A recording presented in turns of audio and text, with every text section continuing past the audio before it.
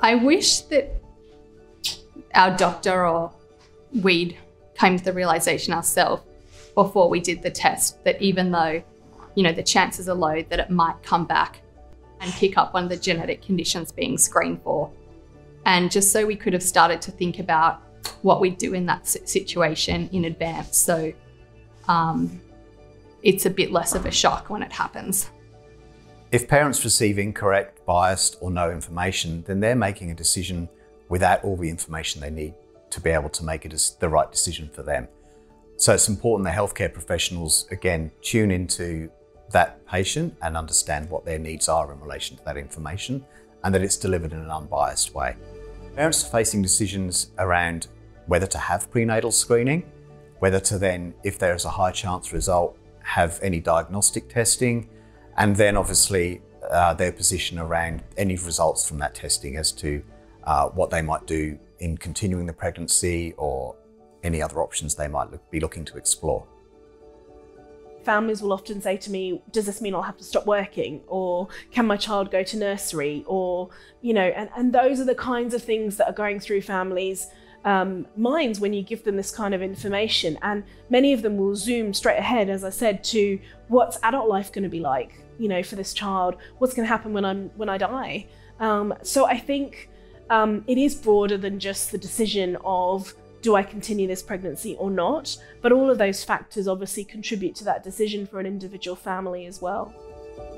You're really making a decision about what your future life is going to be like, and whether you get a positive or a negative, because you're making a decision whether you will go for screening or not.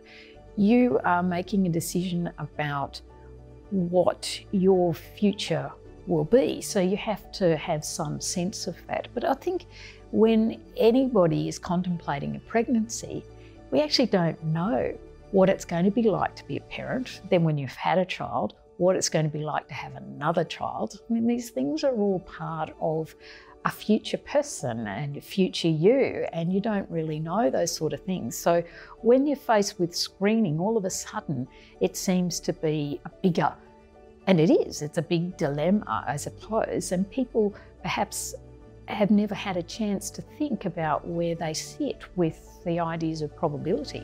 It's definitely something that healthcare professionals are aware of and should be doing in their clinical practice. From the stories I've heard, a lot of parents weren't given that opportunity. So it could be as subtle as there might be a pathology form that's printed and just slid across the desk, other than saying there are options available where we could test your, through a simple blood test, we might be able to find out your baby's gender, but it might also reveal that there are some chromosomal conditions happening. Is that something that you're interested in? Here is some information, have a think about it and come back and let me know.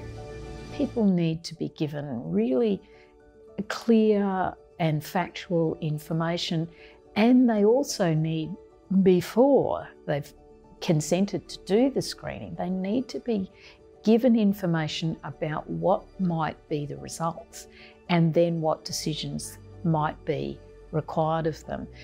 Then they also need to know where to go to get more information. Those things I think are really important.